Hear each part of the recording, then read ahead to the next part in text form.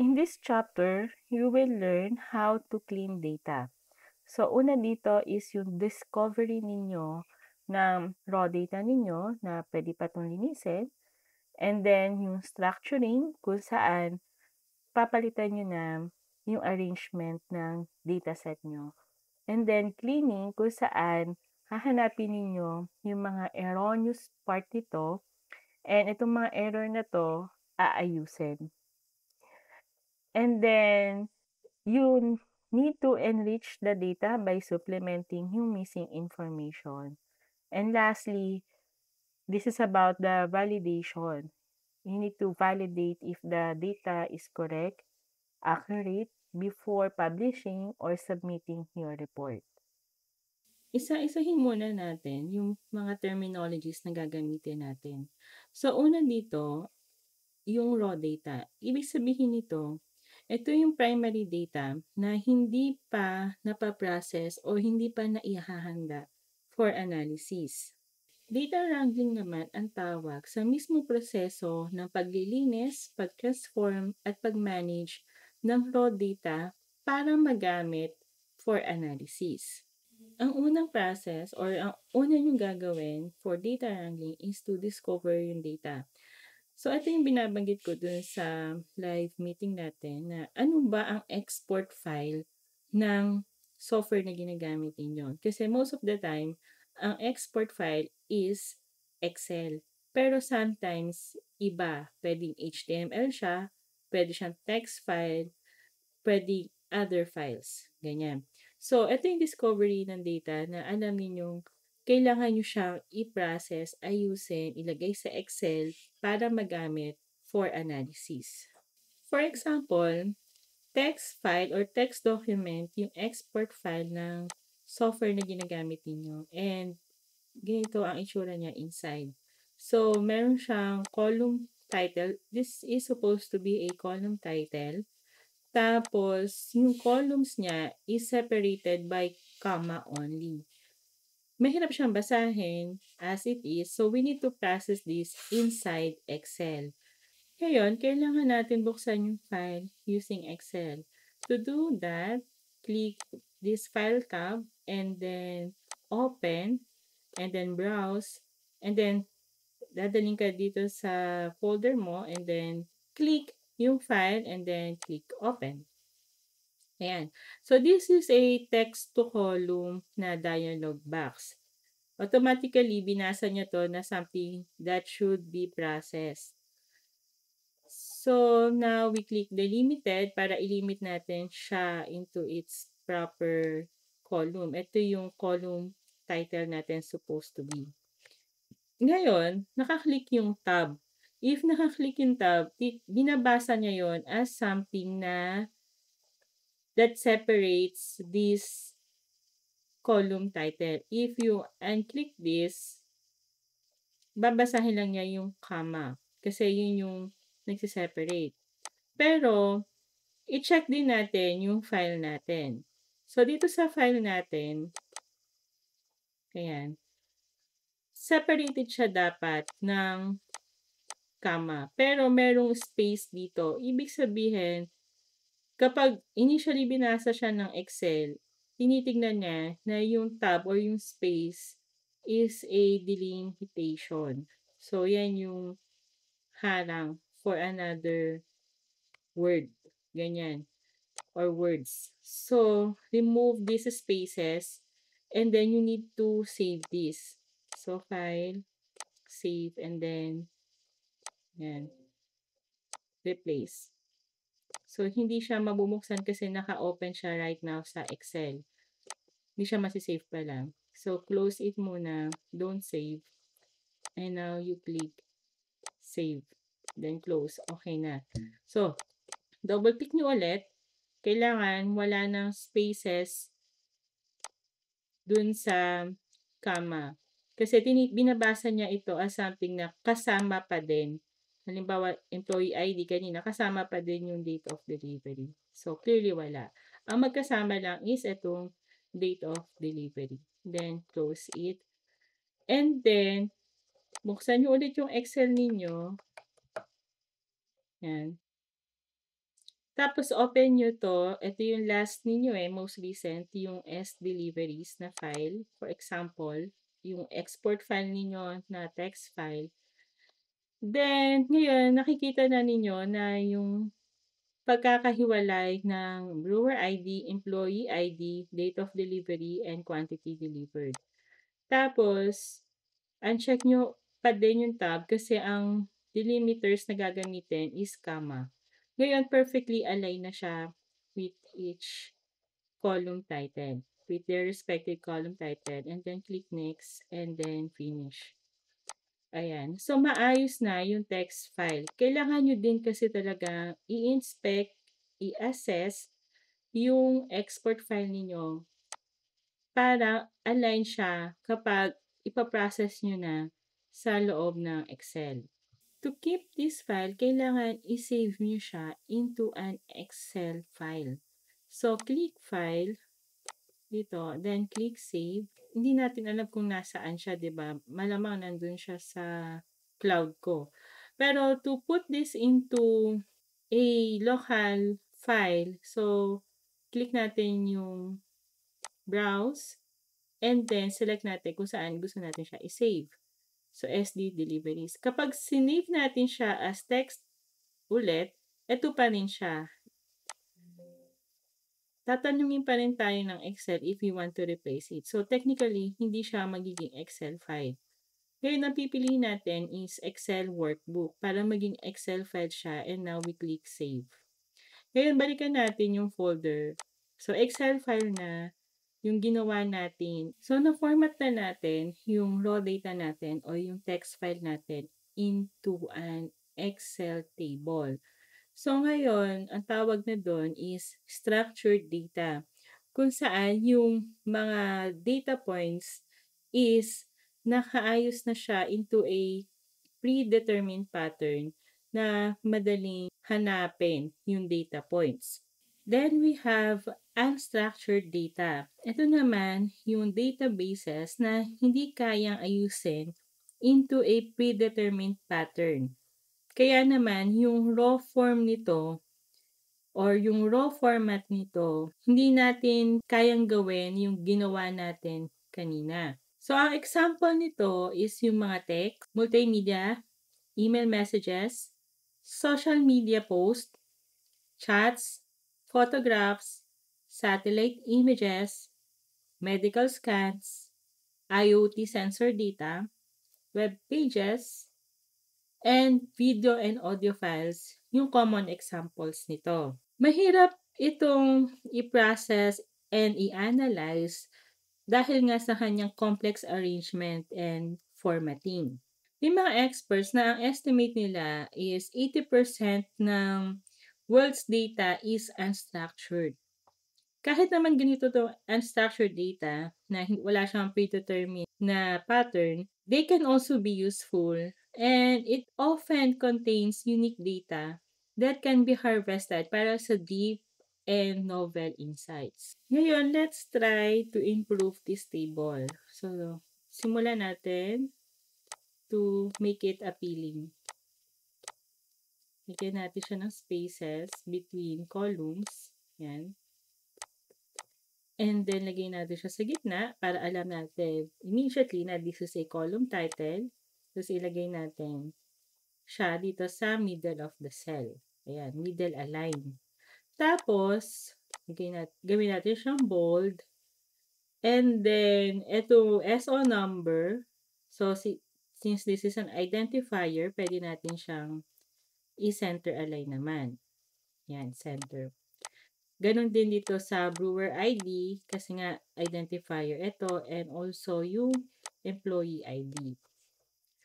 Tapos, dito naman sa date of delivery, pwede natin siyang gawing mas formal. So, hanapin natin yan dito sa date, or dito siya sa home Tapos, dito siya sa formatting.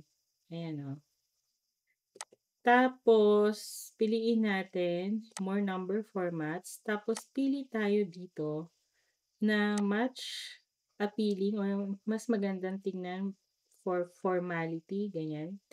Usually, ito yung ginagamit, itong format na to. and then click OK. Tapos, pwede natin siyang i-center align again since this is identifier kung anong date. For quantity delivered, this is a numerical value. Pwede natin siyang gawing 2 decimal places para alam natin. So, this is a quantity. This is a different approach ng pag-arrange ng data. So, let's say meron tayong sample ng stock data. Kapag tinawag natin siyang stock data, usually, naka-arrange siya yung information into a single column. Like itong year, hindi siya nakakalat. Hindi siya naka-year 1, year 2, year 3. So, yung information sa year is in one column only. Ganun din dito sa 3 points sa 10. So, this is called a stock data. Gagawin natin siyang unstock data from our given stock data. Ang first step natin is pumunta tayo dito sa data na tab and then select tayo dito ng kahit na anong cell. Then get data dito sa get data from table and range. Tapos, ang pipiliin lang natin is yung mismong table natin. Hindi kasama yung stock data na column title. So, the data itself only. Then, check yung my table has headers para basahin niya na meron talagang column title or column header. So, click OK. Ito na yung Power Query Editor. So, meron tayong 3 columns katulad ng original dataset natin. Tapos, pinutin natin itong column ng year. Dito sa column ng year, punta tayo dito sa transform and then click natin itong pivot column. Dito sa pivot column, ang pipiliin naman natin yung 3 points attempt bilang values ng column. Ayan o, values column, select 3 points attempt, and then click OK. Ngayon, nakalatag na siya into unstock data. Next, punta tayo dito sa home, and then close and load. Select close and load. Ayan. So, nag-create na siya ng bagong Google Sheet. Ganyan. Naka year 1, year 2, and year 3. Okay, let's copy this muna pala. Tapos, lagay natin siya dito sa unstock data natin. Pwede natin tanggalin itong formatting na to. So, to remove this, punta tayo dito sa table design and then click convert to range. This will permanently remove yung query definition. Okay, click OK. Kasi we only copied it eh. Nandito pa rin naman siya. Tapos, dito sa eraser na to, na button, click clear formats. So, babalik na siya dun sa original format. Mas malinaw na ngayon kasi nakikita natin na sa year 3, may mga nawala na player. Let's say, wala na kasi sila sa year 3, kaya wala silang 3 points attempt. Ganyan. Okay, let's go back here. So, dito, ang gagawin natin is to create a stock data. So, click anywhere here. Then, punta tayo sa data from, dito sa get data ulit, from table or range. So, kinaptured niya lahat, diba? So, select 1, 2, 3. And then, punta tayo sa transform. And then, piliin natin itong unpivot columns. Bumalik na siya ngayon sa stock data. Tapos, punta tayo dito sa home. Close and load. Close and load. Gumawa na siya ulit ngayon ng stock data. Compare itong bagong gawa na stock data dito sa old data natin. You can clearly see na naka-specify na this is year and 3 points attempt, yung pangalan ng kanyang column. Dito, ang nakalagay is attribute and values. So, kapag ganito, kailangan i-double check ninyo, palitan niyo yung kanyang column title or yung kanyang header. Like, this is year, and yung values niya, this is yung kanyang 3 point attempt. Kasi, ino-overlap ng Excel yung information, lalo na if hindi mo siya inedit from earlier. So, ulitin natin. Kapag ginawa natin siya again, like this one, punta tayo sa data from table and range. Tapos, gagawin natin siya, i-unpivot natin siya dito sa transform, unpivot. Hindi natin siya pinalitan yung pangalan niya dito as attribute and dito naman as the 3-point attempt. So, paano natin siya papalitan? Double click natin, gawin natin siyang year, and then dito naman, ang ipapalit natin is 3 points attempt. So, gawa tayo ulit ng panibagong sheet. So, punta tayo sa home, then click close and load. Ang default niya is gagawa siya ng panibagong sheet. Ito yung second attempt natin. Ito yung first attempt natin na pinalitan natin. So, clearly, kung gusto natin na maayos yung dataset natin, dun pa lang sa Power Query, pinalitan na natin yung kanyang column title. So, now, ayusin natin ulit yung dataset natin. So, remove natin again itong conditional tables. Balik tayo dito sa table design and then click convert to range. Click yes. Tapos, remove natin yung formats and then highlight what is needed. Ganyan. Sige natin siya sa middle. Okay. Kitang-kita na natin yung pinagkaiba ng stock data at unstock data. If nakatanggap kayo ng ganitong klaseng data, ayan, kung saan hindi lahat merong middle name at hindi lahat merong suffix. Tapos, pwede nyo siyang gawin into a one single text. Like, Dr. Zuri G. Lesiona.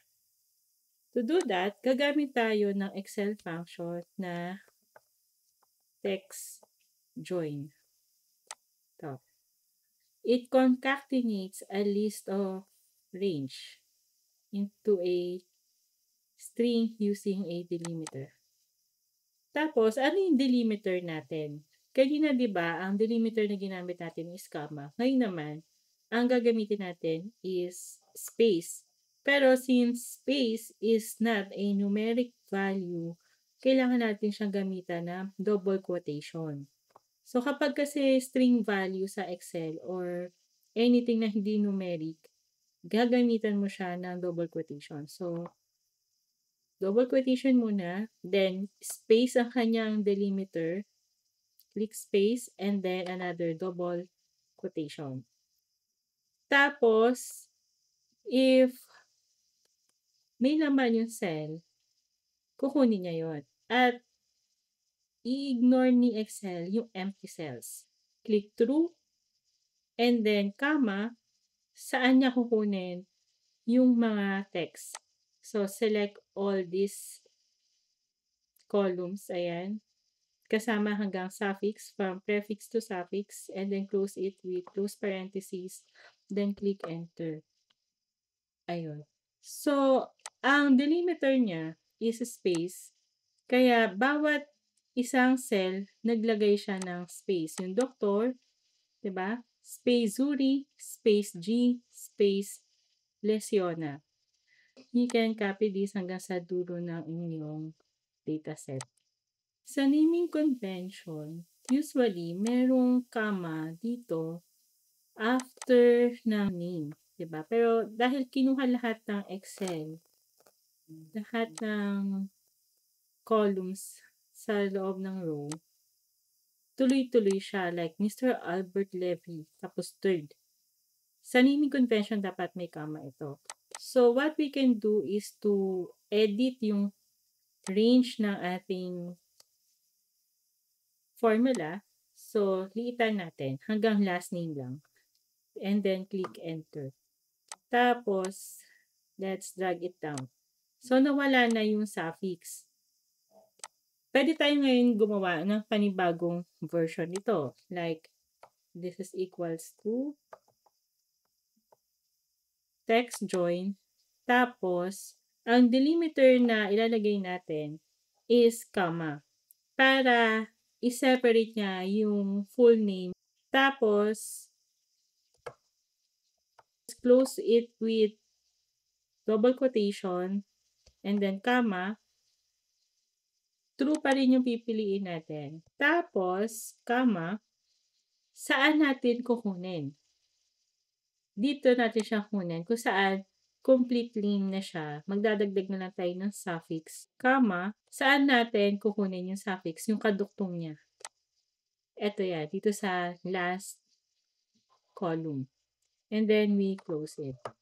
So, dito sa unang resulta, walang pinagkaiba kasi wala naman siyang suffix. If we will drag it down, lalabas na ito is dadagdagan na siya ng suffix. Pero, pwede pa natin siya i-improve kasi dapat may space siya. Kaya, dito, sa delimiter, lagyan natin siya ng space after ng comma. Then, enter natin. Ngayon, meron ng space after ng complete name, comma, space, junior. Then, let's apply this sa buong data.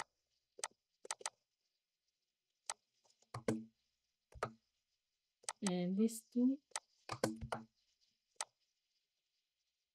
Ngayon, mas maayos na yung resulta ng naming natin. To check if consistent yung formula, so, place natin dito yung cursor, and natignan natin itong formula bar. So, isa-isa down, hindi naman siya nag-iba. So, consistent yung formula natin dito sa last column. What if meron kayong ganitong karaming data points sa loob ng dataset, which is more than 450 na data points? Paano nyo mai-inspect na lahat ng ito is may data? So, to do that, isin muna natin to. Copy natin yung mahahalagang columns. Like dito, life of tire, tread depth, and miles. Let's copy this. Lagay natin siya dito sa malapit. Tapos, gusto natin malaman if meron bang blank sa bawat columns. So, kanina may nakita na tayong blank na daanan na. So, what if hindi siya madaling makita at kailangan ninyong ma-confirm if it is true? So, pwede natin gamitin itong formula ng count blank. Tapos, select natin yung entire column. So, simulan natin sa pinakaunang data sa loob ng data column.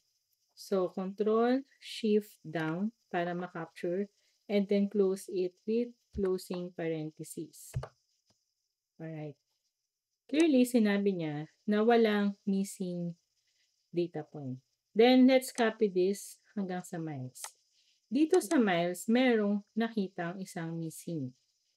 Paano natin siya malolocate? Select natin yung buong dataset natin. Control Shift down. Tapos, punta tayo sa custom sort. Ayan. Ang sabi dito, nasa miles yung may missing dataset. So, isort natin siya dito sa miles. Cell values, smallest to largest. Kapag meron siyang missing na data point, napupunta siya sa dulo. Okay, let's inspect yung dulo niya.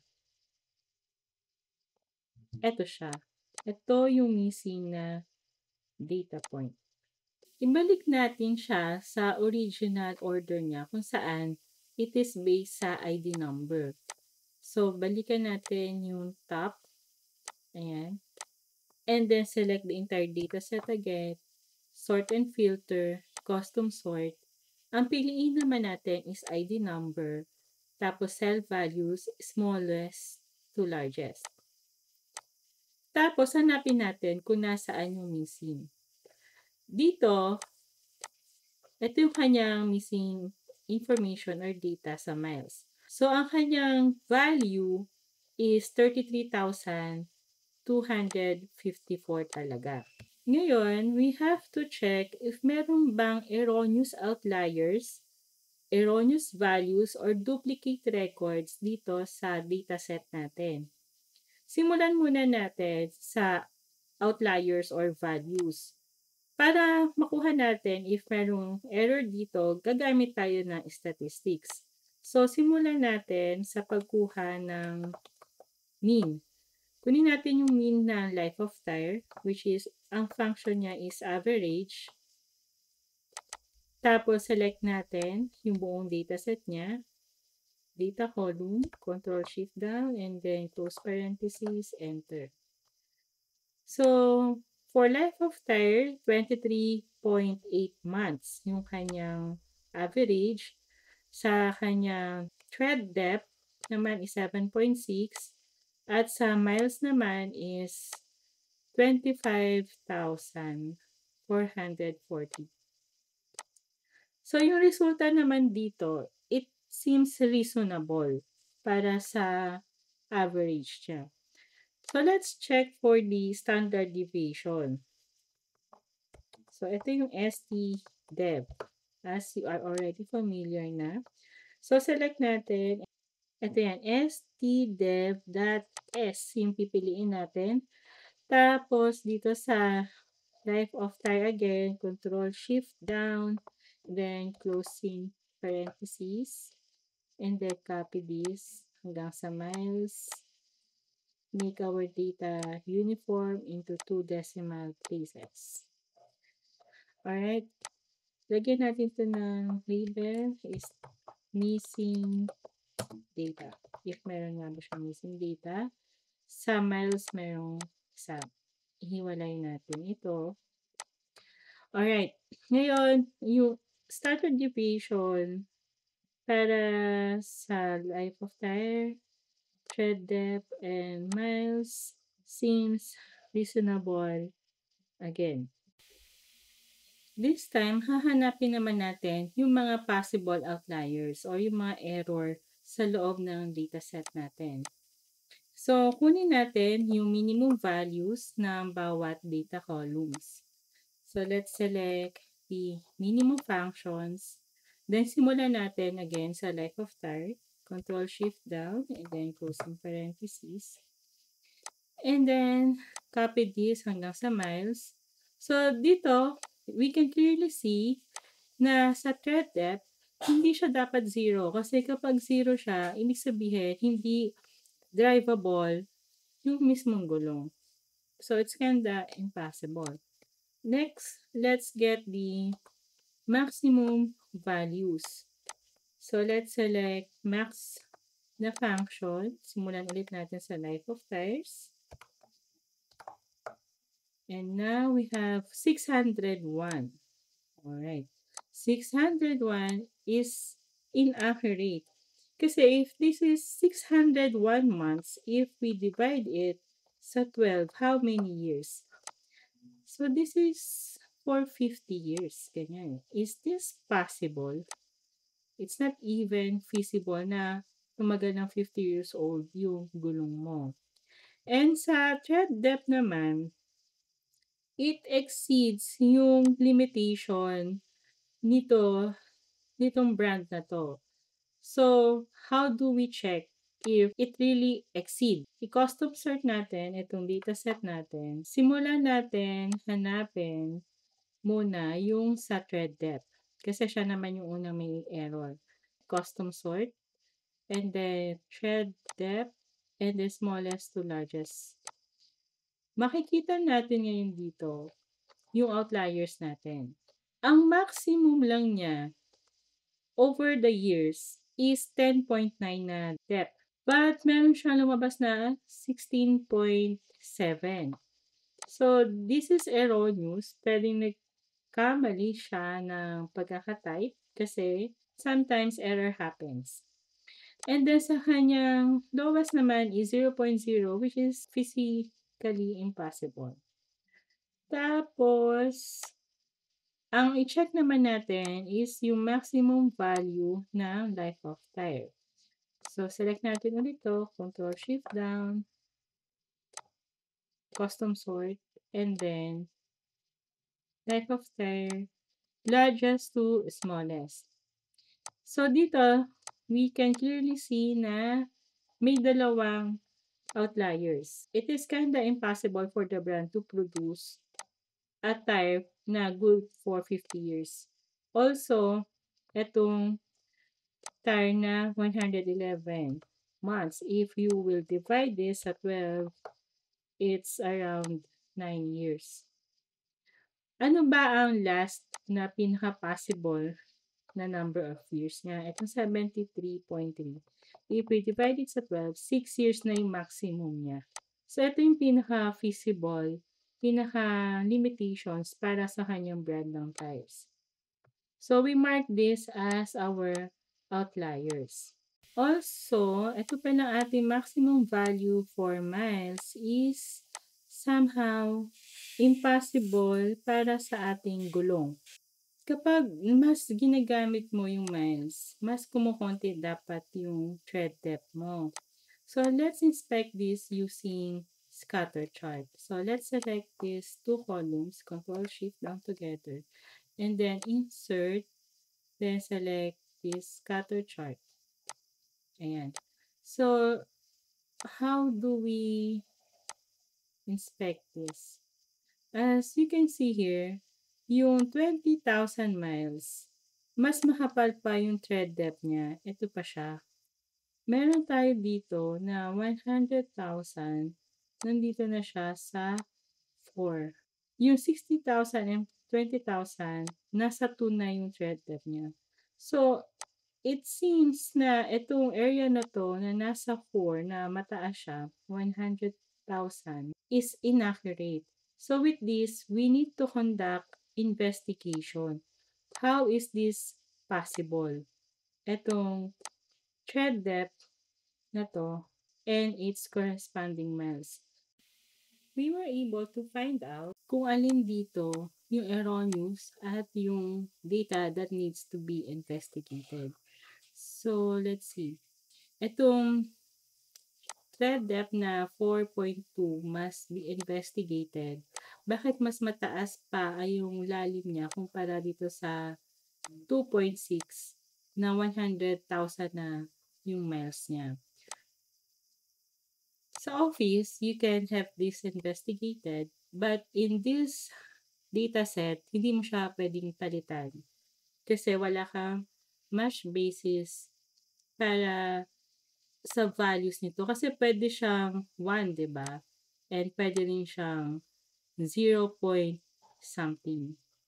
Pero syempre, hindi siya 4. Madaming possible values below yung 4.1 na thread. So, do not ever change this. You need to investigate para mapalitan ito. But the rest of the data, pwede nyo na siyang i-change. Arrange natin to again sa ID number, Control Shift down, and then sort and filter, custom sort, and then by ID number, smallest to largest. Dito, pwede na natin lagyan ng values, like this one. So, this is for ID number 3354942. Ang kanyang miles value is 33,254. Pwede na natin siyang i-copy dito. But before doing that, hindi niyo kailangan o hindi niyo dapat palitan yung original dataset. Pwede kayo mag-investigate. Pero kung doon nyo siya babaguhin, wala na kayong pagbabasihan pa ng changes. So, the right way to do is to copy this, move for copy, then create a copy, move to the end. So, this is a copy ng dataset. Dito kayo magpapalit ng values. Huwag dun sa original na dataset. Alright? So, now let's proceed. For this ID, yung kanyang miles is 33,254. Place this here. And then, dito naman, 601. Mali yung kanyang decimal. Should be 60.1. And now, para naman sa ID na to, we can clearly see na dito sa kanya tire depth is wrong. Yung remaining tires niya, yung tatlong tires niya is 6.6. Hindi naman siguro gagawin na isang car owner na isang gulong lang lagi yung pinapalitan niya. So, ito lang ba yung bagong gulong? Tapos, yung kanyang miles is 24,000 na kasabay ng kanyang tatlong gulong. So, clearly, this is wrong. So, now we can change this into 6.6 para parehas-parehas na siya. Kasi, this is super low, 16.7 sa 24,000 miles. While the 3 tires itself is 24,000 miles.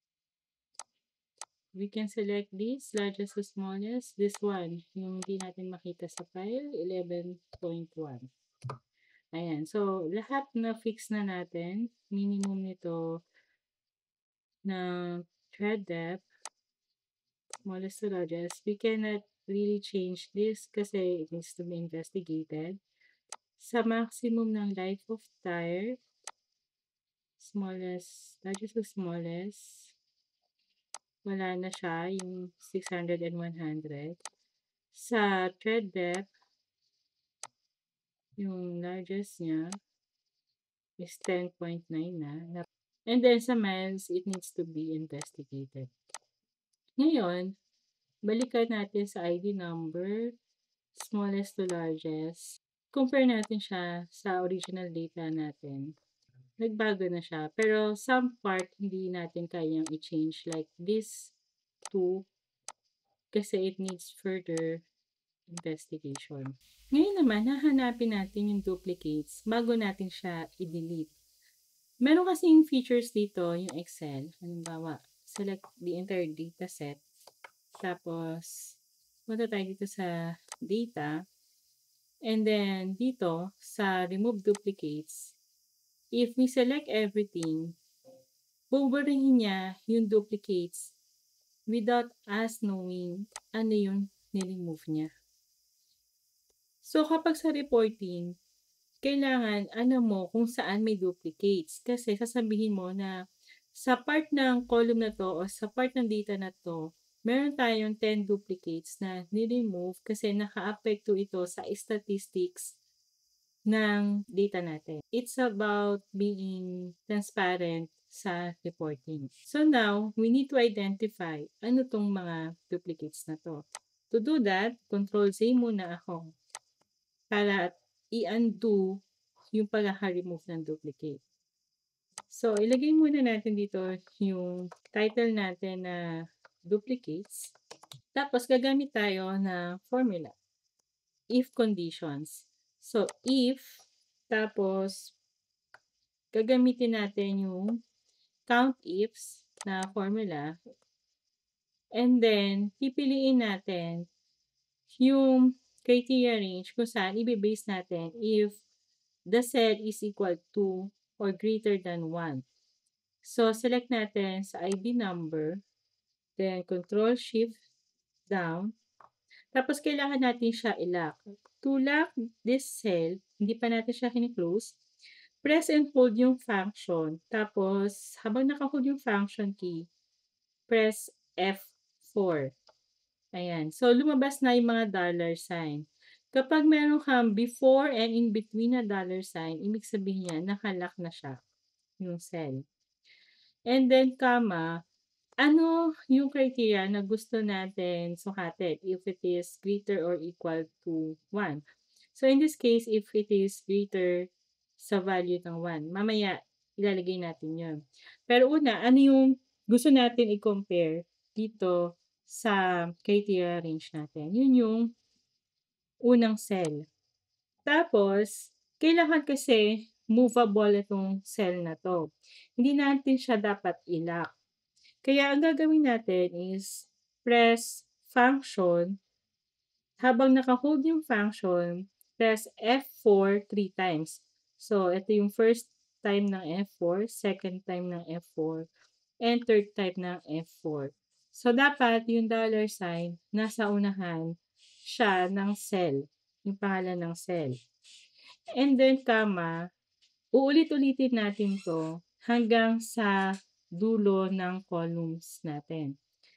The next column, Control Shift down, then press and hold function, then F4, tapos, comma, select yung first cell, then press and hold function. Habang naka-hold yung function, press F4 3 times. 1, 2, 3. Then, close it with closing parentheses.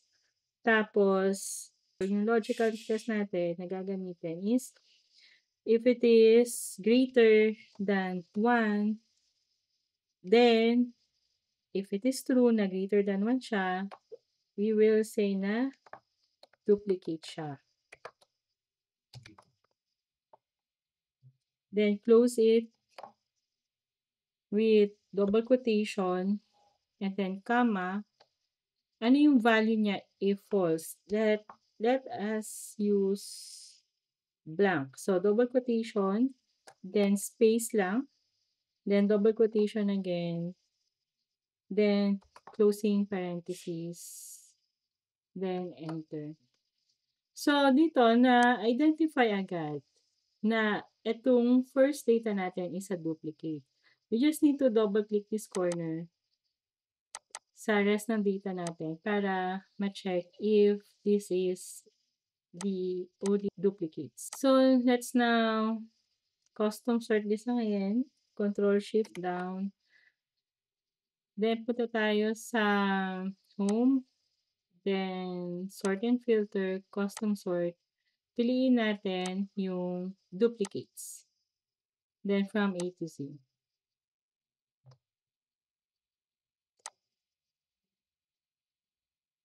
So, ayan. Nasa dulo yung duplicates natin. Dalawa lang siya talaga. Ngayon, before you delete this, kailangan gumawa muna kayo ng copy. So, move for copy again. Create a copy. Move to end. Dito sa copy, pwede na kayong mag-delete. So, rename this as copy. And then, we can now delete this row. Para wala nang duplicate. Ayan. Ang mahalaga is, we were able to identify alin yung duplicates. Dito, sa subsetting of data, gumagamit tayo ng filters para pilian lang kung aling data categories yung gagamitin natin for the analysis. To do this, kailangan piliin natin yung entire data set. Tapos, pupunta tayo dito sa Data tab. From here, ang pipiliin natin is itong filter. So, naklik na natin yung filter, nakalubog na siya. Dapat lumabas itong mga inverted triangles. Ngayon, dahil napalabas na natin siya, pwede na natin siyang gamitin. Ang una natin na gagamitin or ang gusto natin i-sort first is yung position sa automobile ng mga gulong. From here, piliin natin yung test filters, tapos custom filter. Tapos, lalabas ito. So, pipiliin natin dito is equals, tapos, ang kabilang side naman is etong LF. Ito yung position. And then, we click OK.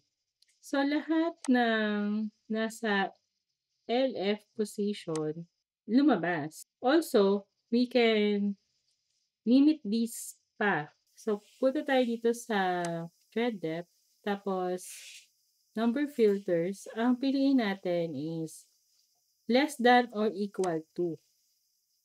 Tapos, meron tayong selection dito. Pwede natin piliin yung value ng 2 if it is less than or equal to 2.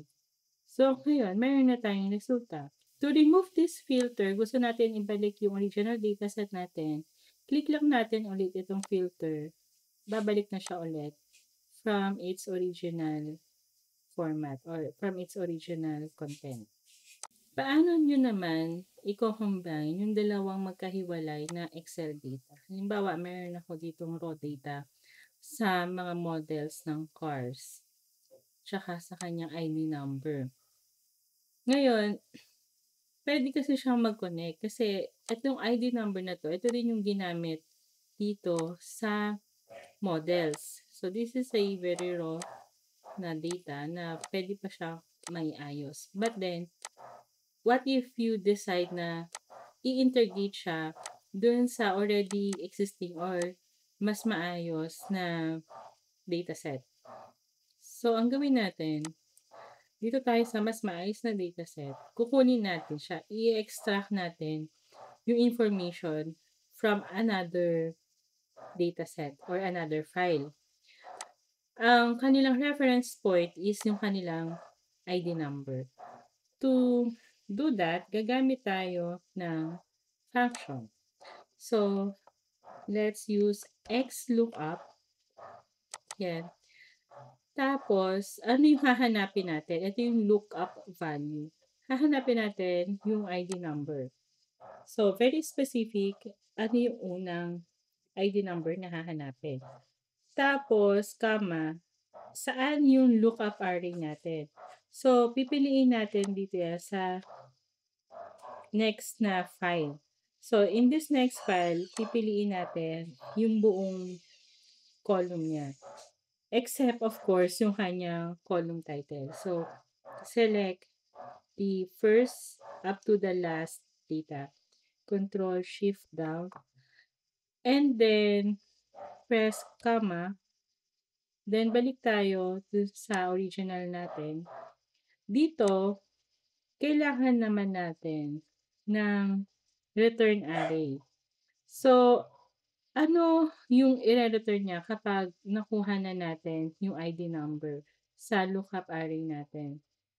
So, balik tayo dito sa dataset D and piliin natin itong content ng model column. So, kapag 80441 yung ID number, ang dapat na return niya is Volkswagen. So, select the entire data sa column. Control Shift down. Then, close it with closing parentheses sa original data. So, we were able to select it na. Then, close it with closing parentheses. Ayan. And press enter. So, let's match this. 8441 is Volkswagen na model. Then, dito naman sa second dataset natin, it is Volkswagen. Now, we can drag this down sa entire dataset. Ngayon, hindi siya magre-react kasi malayo siya eh. Kung ilalapit natin siya dito and then drag it down, magre-react na siya. Kapag walang break na column, nakukuha niya yung automation. So, let's inspect hanggang dulo. Na-capture naman, merong laman hanggang dulo ng dataset natin. So, how do we check this naman? Use the sort filter. So, lagay natin yung model. Tapos, punta tayo sa data. Ayan. Select muna natin yung entire data natin. Then, let's select filter. Na-filter na natin siya. Tapos, hanapin natin isa-isa. Like, sa Acura. Then, dito sa dataset B natin, i-apply pa rin natin yung filter. So, i-select pa rin natin dito yung Acura. Yung Acura is may certain ID number. To compare the side by side, we can just press Windows left. So, we have 642718 for Acura, 11215 137, 15608, 1628, and 18. So, tama yung na-produce natin na filter at yung pag-link ng file A sa file B. Pwede na natin i-remove yung filter. Now, we have joined na yung dalawang file into a single file. These are all available data, but we can still further improve this data set natin. Like, pwede natin kunin itong miles per month natin. So, meron na tayong buhay ng gulong natin kung gaano siya tumagal. At meron din tayong equivalent miles na tinakbo niya. So, let's say, for 19 months, ang tinakbo niya is 37,000 miles. So, ibig sabihin, we can easily extract or derive yung miles per month niya. So, to do that, we need to divide yung miles sa kanyang naging life ng kanyang gulong. And then, click enter. So, ibig sabihin nito, in 1 month, meron siyang almost 2,000 miles na naitakbo for 19 months. At ito is nag-accumulate into 37,000 miles. Then, now we can double click it. So, now we have more data that we can compare, like yung mga models ng car kung saan may pinakamaraming naitakbo. So, let's select all the data set. Then, punta tayo sa data and let's click filter. Tapos, check natin sino may pinakamaraming naitakbo. So, let's sort largest to smallest. It seems na may pinakamaraming naitakbo is yung Ford. Sa gulong naman, yung pinakamatagal na nabuhay, lagay natin sa largest to smallest. This one is clearly wrong. Palitan muna natin siya ng 11.1. Tapos, largest to smallest again. Yung 73 months naman na gulong, ang naitakbo lang niya is 781 miles per month. So, we can generate more comparison by adding more information or more statistics or math para mabuo natin yung analysis natin and to compare models or yung bilang ng buhay ng isang gulong. We can validate yung dataset natin using an Excel tools. So, punta tayo dito sa Data tab. Tapos, i-select natin yung data column na gusto natin i-validate yung content. And then, punta tayo dito sa data tools. Tapos, this one, yung data validation. Pinutin natin yung data validation. Tapos, select natin yung decimal. Kasi this time, ang gusto natin i-validate if yung thread values natin is feasible. So, dapat ang minimum thread value niya is 0.1. Kasi kapag 0, hindi na siya talaga magagamit. At yung maximum naman niya is 10. So, ito yung feasible values para sa thread ng gulong. And then, we click OK. Tapos, balik tayo ulit dito sa data tools. Then, gamitin natin yung circle invalid data. Ngayon, namarkahan na ng Excel alin dito yung nag-exceed sa value ng 10 as the pinaka-possible na thread depth value. Okay? Kapag ginamit naman natin yung custom sort, mababaliwala lahat ito. Pero this is just another way to see or to mark yung mga excessive values sa loob ng dataset natin.